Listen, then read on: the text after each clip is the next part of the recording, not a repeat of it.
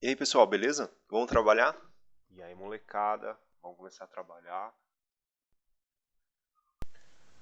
Bom, pessoal, começando aí a segunda aula de sistemas de alimentação, né? Então, estamos chegando mais perto do objetivo aí, que é fazer a interpretação de plantas baixas, né? Então, hoje eu vou falar com vocês sobre os sistemas de alimentação, né? Então, na última aula, se você não assistiu o vídeo, aconselho que você assista, para você entender da onde que vai vir alguns nomes que eu estou falando aqui, né? Eu vou falar muito sobre fase, neutro, fase, rede trifásica, etc. Então é importante que você veja lá como que o sistema de geração ele acontece, ok? Então assiste o vídeo da primeira aula e depois dá uma volta aqui para a gente continuar. Então a gente precisa identificar algumas características aqui quando a gente fala sobre o fornecimento de energia elétrica. Hoje o fornecimento de energia elétrica ele é feito pela Hoje o fornecimento de energia elétrica hoje ele é feito pela Enel, certo? Então, ela que faz a distribuição em São Paulo, pelo menos, certo? Então, qual que é o conceito básico aqui? O conceito de entrada da instalação consumidora é o conceito onde muitas pessoas têm geram confusão, né? Que a entrada de energia elétrica, ela é aqui em cima. Então, é aqui no poste aonde a energia elétrica entra e passa para o relógio medidor. Então é compreendido por toda essa instalação. Então é o ramal de entrada da energia elétrica. Então onde vem isso daí? Ela vem lá do poste, né? Na aula de geração eu falei um pouquinho, né, mais para o final da aula sobre como que ela chega aqui no poste, né? Então a Eletropaulo, ela é a Enel, né, em São Paulo, ela é a responsável por fazer essa emenda, então você como eletricista não pode, não deve fazer nenhum tipo de alteração na rede elétrica da Enel. Você como eletricista tem a responsabilidade de deixar o cabo aqui no poste montadinho, né, no seu padrão de entrada. Aí você pede para a Eletropaulo ou para a Enel fazer a instalação aqui do ramal de entrada, fazer a emenda. Eles vêm, vão cobrar uma taxa e vão fazer a emenda. Então o ramal de entrada ele é composto pela interligação dos cabos, né, o relógio medidor e o aterramento. Então isso você tem que deixar pronto para você receber da sua entrada. Da, do relógio medidor para dentro, aí é a responsabilidade do eletricista fazer. Aí sim, você vai puxar o cabo, passar para o quadro de distribuição e distribuir para os circuitos terminais. Então, quais são as modalidades as principais modalidades que a Enel ela distribui aí, né? Então, você tem a modalidade A, que é a modalidade onde você vai receber apenas dois fios, fase e neutro, né? Então, aqui na figura ele demonstra, né, apenas dois fios. Nós temos também a modalidade tipo B, que é onde você já vai receber três fios de interligação para você fazer. A modalidade tipo C, que é onde você vai receber 3 a 4 fios de interligação. Então cada modalidade aqui, ela vai te oferecer uma combinação diferente de interligações desses fios. Por exemplo, quando se fala de modalidade A, eu estou falando que eu vou receber um fase e um neutro, né? Então, como a gente viu lá no sistema de geração, a fase ela vem lá do sistema gerador. O neutro ele vem do centro do transformador elétrico. Então, se eu medir com o multímetro fase e neutro, eu vou ter uma tensão elétrica de 127 volts. Então, a maioria dos equipamentos numa residência hoje em dia são 127 volts. Na modalidade B, eu vou ter duas fases e um neutro. Então, vou ter três fios. Então, qual que é a diferença dessa modalidade B para a modalidade A? Na modalidade A, eu só tenho a opção de 127 volts. não tem a opção de ter, por exemplo, uma tomada 220. Ou seja, quem recebe o tipo de modalidade A tem que ter todos os equipamentos em 127 volts. Já na modalidade B, que essa sim é a mais comum do fornecimento de energia elétrica, eu posso ter tanto 220, juntando duas fases, quanto tendo 127 volts, juntando uma dessas duas com o neutro. Então eu posso juntar a fase A e a fase B, então eu vou ter 220 volts, ou na modalidade B eu posso juntar uma fase e um neutro e ter 127. Aqui na modalidade C eu já tenho uma característica maior, que eu tenho três fases e o neutro, ou seja, as três fases que são geradas lá na usina, elas chegam na sua casa, e um fio neutro. E esse fio neutro vão formar quatro fios, e aí eu vou poder ter, além do 220, que não está escrito aqui, eu posso ter também um fechamento estrela, triângulo, para alimentar transformadores, motores elétricos, etc.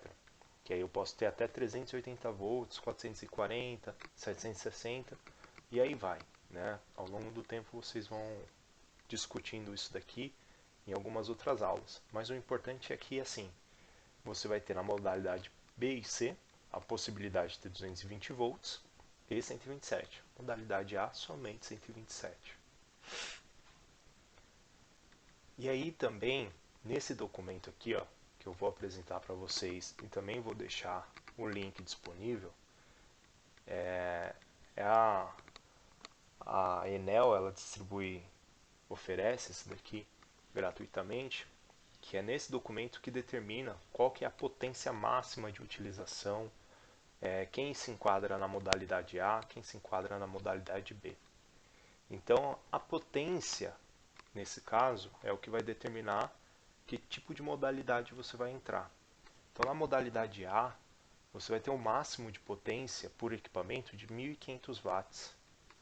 Parece muito 1.500 watts, porém, se você pegar aí qualquer equipamento mais moderno, hoje em dia, né, vamos falar aí da air fryer, um micro-ondas, um chuveiro, ele consome mais do que 1.500 watts de potência.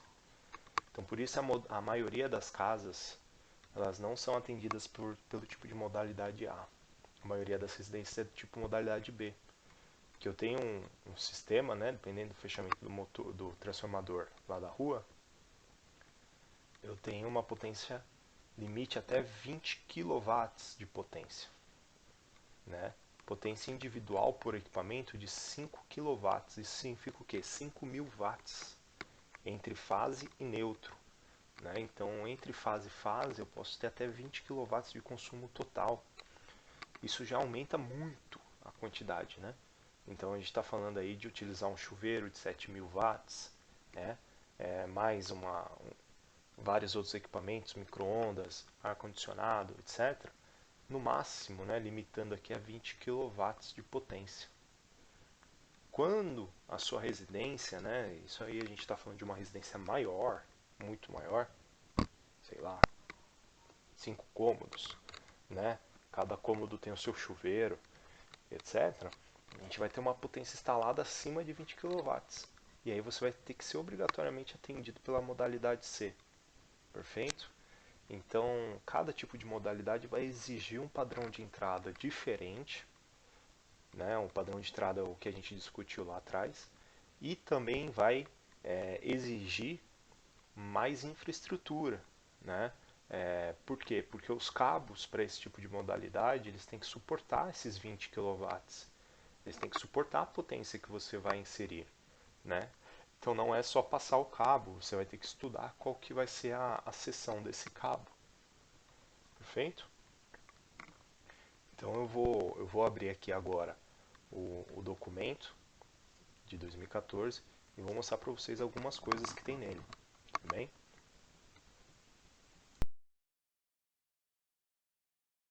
Bom, então dando continuidade a ler para vocês, queria deixar aqui o caminho, né, para você encontrar o caminho exato para você saber, ó, eu estou fazendo uma casa aqui em Jandira, Itapevi, região de Osasco, enfim. E eu preciso saber qual que é o padrão de entrada que eu devo seguir. Quais procedimentos que eu tenho que saber. Qual documento eu tenho que preencher. Né? Então você vai pesquisar lá no Google Enel. Vai entrar no site deles. Boa. Então eles vão ter a apresentação, você vai escolher lá São Paulo, né, se for o caso.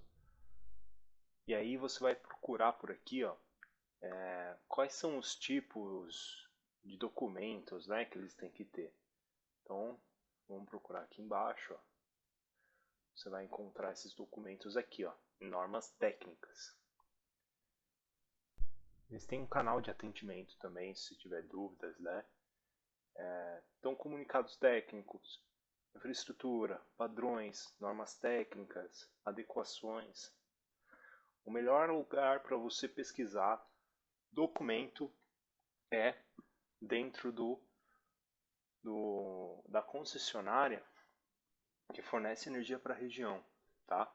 Então não inventa de eu pesquisei em algum outro lugar, encontrei tal referência, alguém me falou. Não, procura certinho o documento, procura se informar direto com a concessionária. Por exemplo, em Jarinu existe uma outra concessionária, que é a Eletro, se eu não me engano. E quando você compra o padrão de entrada na loja, né, como é uma região pequena, pouco desenvolvida ainda, quando você já compra o padrão de entrada, ele automaticamente já faz a documentação para fazer a interligação dos cabos da sua rede. Então o que acaba acontecendo? O processo é muito mais rápido. Em São Paulo já não. São Paulo, como são muitas pessoas, você precisa solicitar, fazer a montagem, depois solicitar, pagar uma outra visita para ele montar, para ele fazer a conexão, enfim. Então tem vários procedimentos aí diferentes para cada região. Então eu estou falando para vocês do atendimento desse documento, da Ligue de Baixa Tensão, né? Livro de Instruções Gerais, é de 2014. Provavelmente logo está saindo uma documentação. E aqui ele já abriu, ó, direto na página 170, 173 aqui, que é onde tem os desenhos de referência que mostram como cada padrão de entrada deve ser montado. Então você vai fazer um padrão de entrada para 250 amperes, 5 relógios, olha lá, padrão de entrada para 4 relógios. Né? Então aqui é o documento exato que você tem que consultar para montar corretamente o seu ponto de entrega, o seu ponto de fornecimento de energia. Né? Ó, agrupado, 30 medições bifásicas. Então é nesse documento que você vai pesquisar qual tipo de equipamento você deve utilizar. Né? Ele traz todas as informações necessárias. Ok? Então, se a gente for pesquisando aqui, né, no documento, ele tem as notas de atendimento, o lacre, né, todas as informações. Bom, só finalizando a introdução, né, sobre o documento ainda, né, aqui eu reservei essa página, né, peguei do site deles, onde ele informa, né, o padrão aqui até 100 amperes por rede aérea. Esse padrão é o padrão mais usado que vocês vão ver, né, o relógio ali na lateral da parede da unidade consumidora. E aqui é importante ressaltar que eles colocam, né, todos os detalhes, né, do poste, o que tem que ter, quais são os materiais que tem que comprar, enfim. Então esse vídeo é um vídeo explicativo sobre onde conseguir a documentação. Né? A terceira aula a gente já vai falar agora então sobre do padrão de entrada para dentro da casa, e vamos seguir aí para o desafio de vocês. Valeu? Bom final de semana a todos. Até mais. Corretas aí para vocês atenderem.